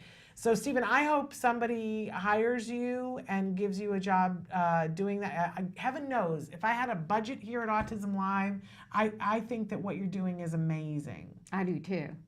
Do you have any advice for those with autism that might want to travel? The best advice I can give is just push yourself and do it. Like, look up your research. Like, look up how much airfare costs, and if you want to go on a frequent flyer program, get a card like I do for United, Delta, or American, and always try to go on one of those 3 airlines. Just push yourself to the maximum is the best bet I could say. Okay. Okay. Thank you so much for being with us, Yeah, Stephen. we wish you good luck on your goal of becoming a host of your own show. We hope maybe somebody listening today might have some ideas about Absolutely. Do you have the website for your blog where people can go? Well, I'm on Blogger, but you could also see some of my miscellaneous videos on YouTube under Stephen Gaber. Okay.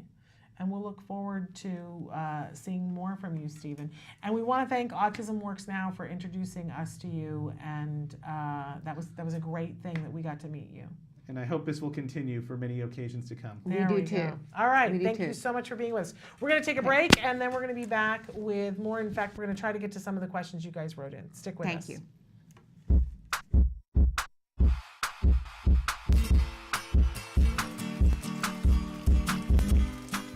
Hi everyone, welcome back.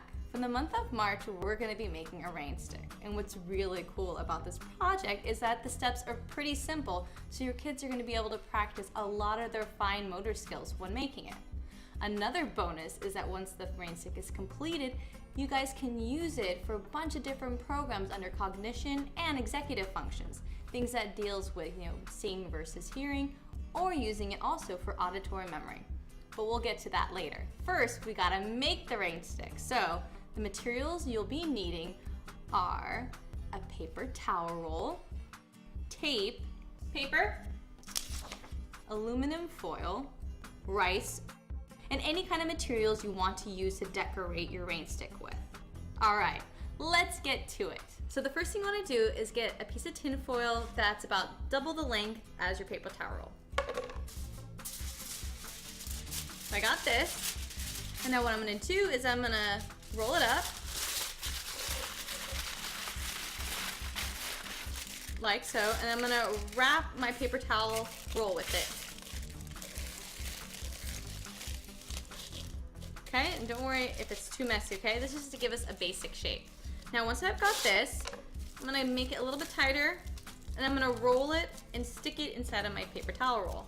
I want to make sure that it goes all the way through the paper towel roll. And what this does, it acts like a buffer so the rice will go down slowly through the tube.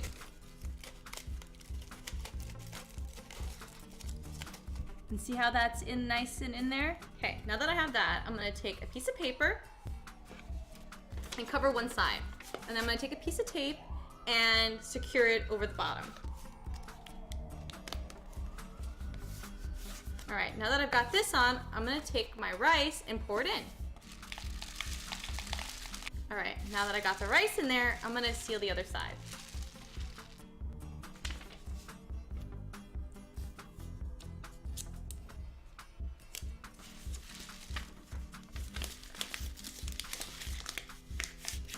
Now that this is constructed, don't forget to use your imagination to decorate this any way that you want.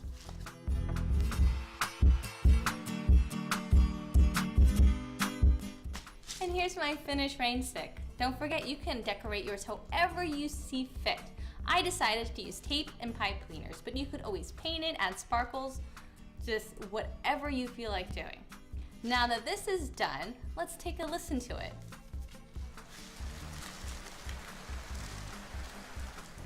What does that sound like to you? I think it sounds like rain too. What does rain look like? Ah, that is what rain looks like. You can ask them a whole bunch of different questions using this after it's already been made. Well, until next time, craft on. Bye guys. Can you see me? Can you see me flying by your side?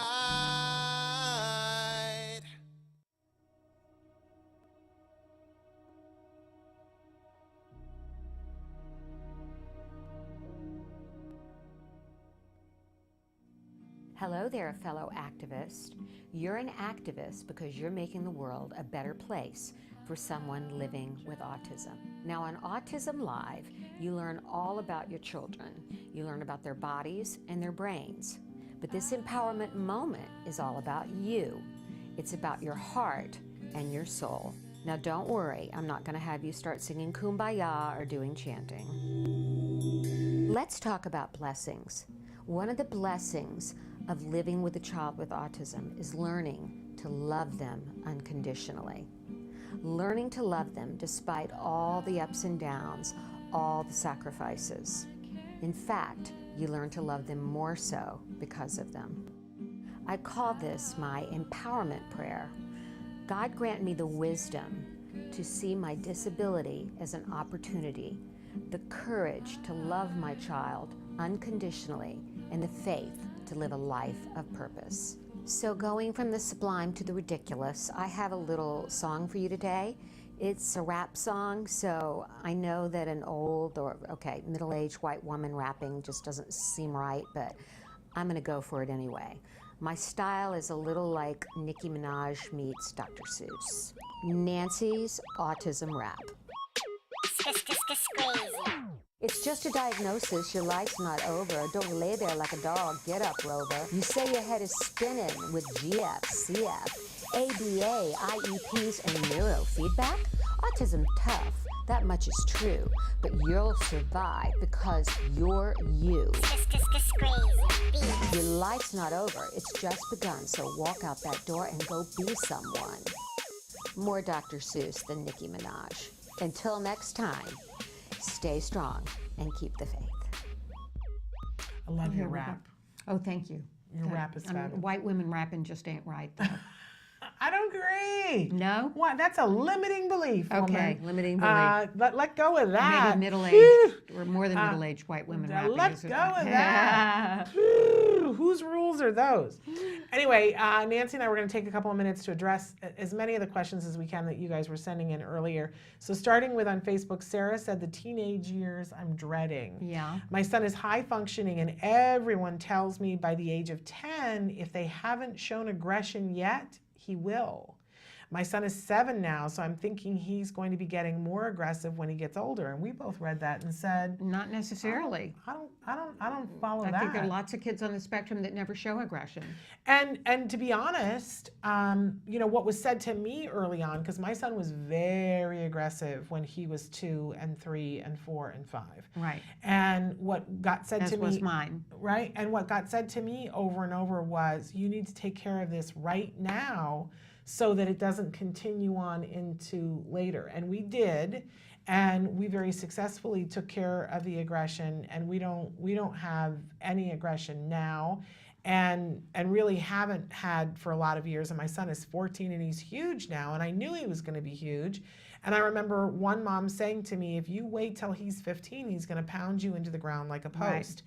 Right. And I want to say to families that have aggressive kids, you know, sometimes with some kids, like I was lucky that it took us 3 years and we got the aggression under control. For some kids, it takes longer, but that's for kids who are already aggressive.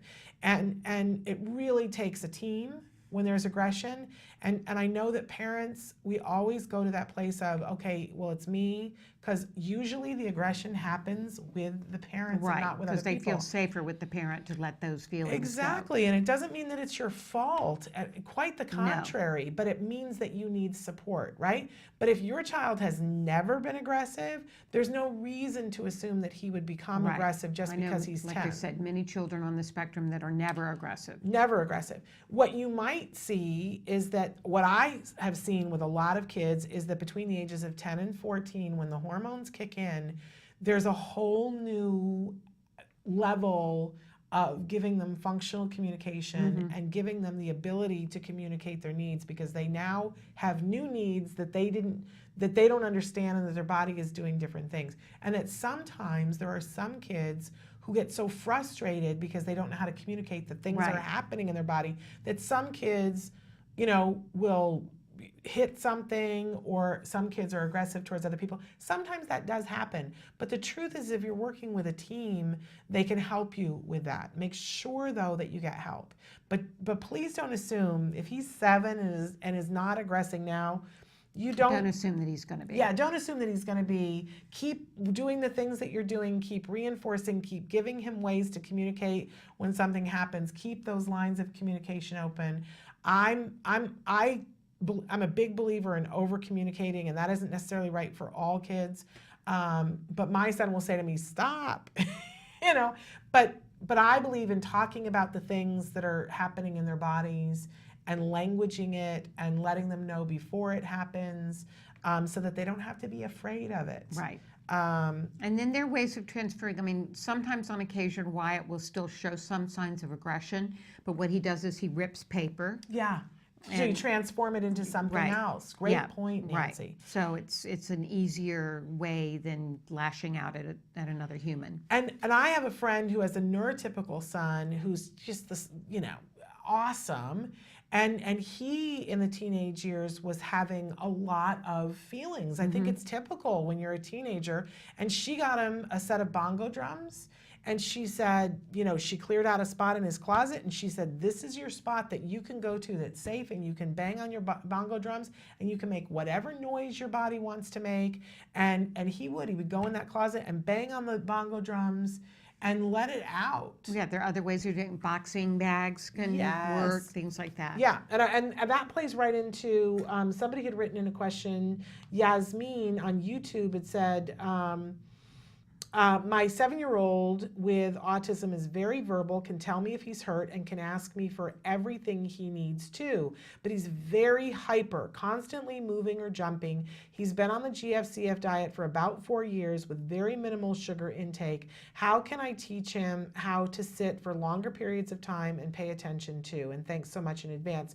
And just last night, CARD has something called I don't talk about it much here on the show, but CARD has something called the CARD PTA.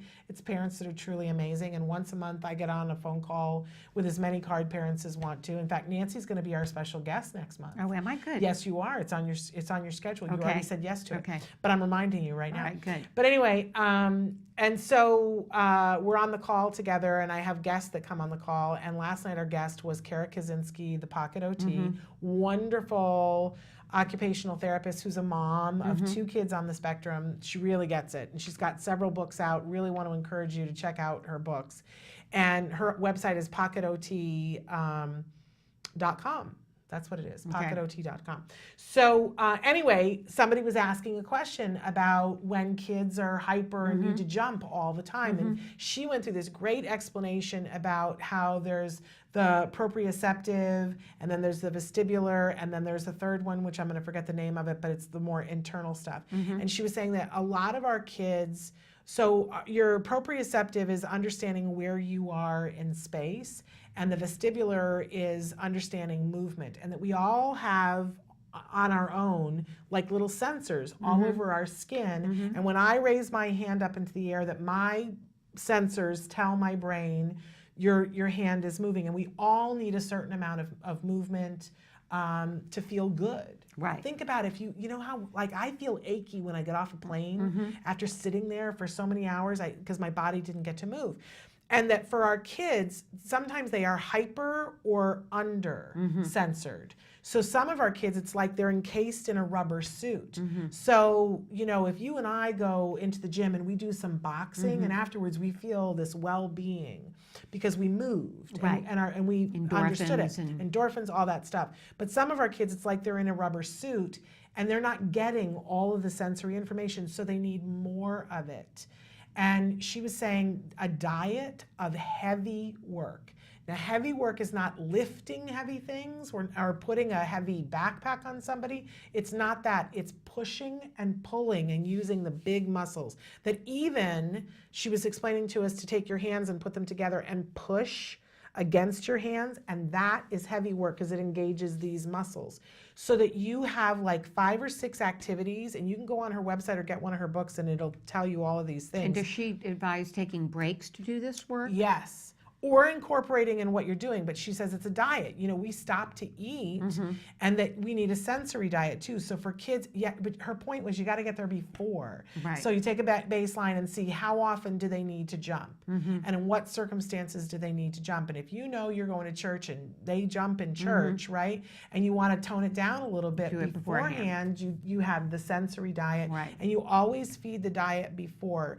And I know years ago, before I had a child, I still know this woman. She has 2 of the most incredible young men that she raised. And these were always the most well-behaved kids. And we would all look at her kids and go, how do you do it, Renee? How did you raise such amazing kids? And she said, oh, I'll tell you my secret. I run them like dogs. They are in the pool. I make them run every day. They are physically active. Physical activity is very important in letting go of this you are the energy. queen of this. And one of the things Kara was saying last night was being in the pool, swimming in a pool is automatically heavy work because there's the pressure of the water against you that you're having to fight. It's resistance, right? So, and I remember when I first met you, you changed the way I looked at things, Nancy, because it was like, Wyatt's going for a hike right now, and Wyatt's going in the pool, and I was like, oh, how much activity does this kid get? And He because gets my a lot kid- of activity. But it's good for them, and especially if they've got that thing going on, they need it. They definitely They need need it. it. I know my son does. He's a different child after he's had a hike or walk the Yes. dogs or gone for a swim. And the truth of the matter is that when you're doing those things and getting those endorphins, it helps to deal with the emotions. Yeah, it regulates the So emotion. for the other kiddo, that the mom who's concerned about aggression in the teenage years, keep him busy. Yeah, keep him and for busy. this mom, keep him busy. A diet of heavy work is really good for our kids. And then we only have like 2 minutes left, but Haley wrote in on Facebook and said, my main issue, 6-year-old son, my main issue is that he doesn't accept when he can't have the things he wants to do or despite us not giving in or backing down. The thing is, we all have to have hope, right? And there's a whole set of lessons. I have my skills thing. Skillsforautism.com or 877-975-4559. The thing is that a lot of times as parents, we don't understand that there's a precursor missing to the lesson that we're trying to teach. And accepting when you don't get what you want, oh my gosh, there's like 12 things that come before that, right? Because depending on what it is, first thing we have to teach is waiting. actually, you teach waiting in conjunction with appropriately asking for the thing that you want, right? And because what he wants, maybe you can give it to him, but just not right now, right? So you got to teach him how to wait. And that's a hard lesson to do, but there's like 12 other things in there too that you really got to do. And if you don't have waiting in place, he's never going to accept that he can't have what he wants and that he can't have it right now.